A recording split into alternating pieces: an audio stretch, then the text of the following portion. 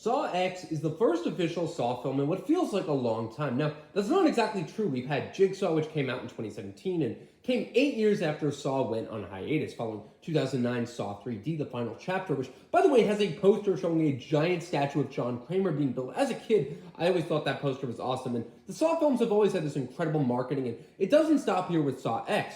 Now, technically, this isn't the first film since 2009. We had two other movies, a lesser-known sequel, Jigsaw, which was pretty swift and dull, and then Spiral, which kind of faded into obscurity and was too much of a procedural, not enough Saw traps, not enough trademarks from the series to really feel like an official Saw entry.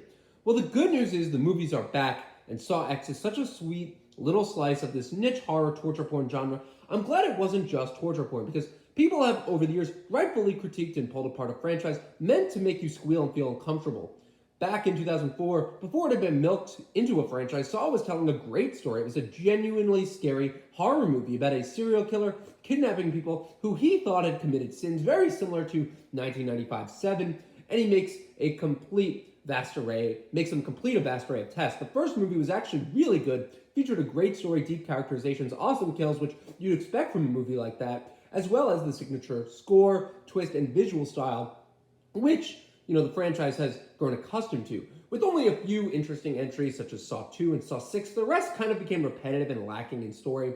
It really just got into a way to shoehorn in cool traps and get an audience reaction from them, even if the story's kind of filler. Well, I'm happy to say Saw X genuinely feels like the first great Saw movie since the original, which is an insane bar to pass since we're, 9 movies since the first one?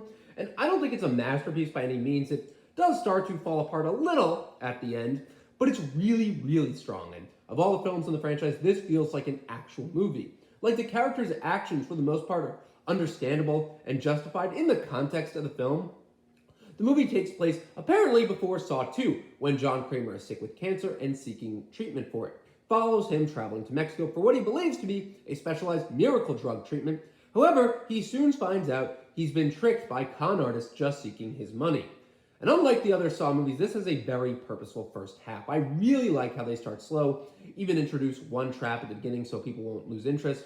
I was hooked. I absolutely loved the first hour of the movie. To me, it was deliberate, it took its time, and built up to telling a story. A couple of people in my audience did not feel this way. I heard some people as I was leaving saying, man, that first hour is fucking boring as shit, but I completely disagreed.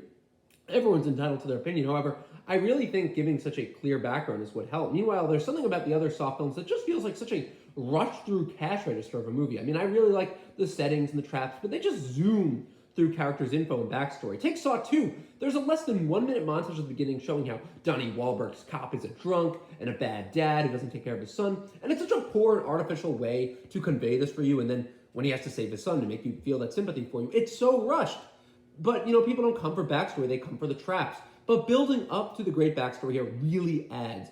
And when Jigsaw's getting his revenge later, it just really feels satisfying. On top of that, it has the same flourishes that made the original Saw series so great, such as the spinning camera work, the quick shots and the editing, the quick cuts. Director Kevin Goyder, who also cut the film, he does a really good job here. He's a Saw veteran. He's directed 2 other movies in the franchise, and he's guided the film with a pretty confident hand. Overall, I just really like this. It doesn't lean too much into nostalgia. There's a bit of Billy the Puppet for people who want to see him. There's genuine moral complexity here. There's the classic score. It has everything you might need. But, at the end of the day, it's a Saw movie. It's fun to watch. I really, really like Saw X, and I recommend it to you guys if you're fans of the Saw films. It's one of the best in the franchise in a while.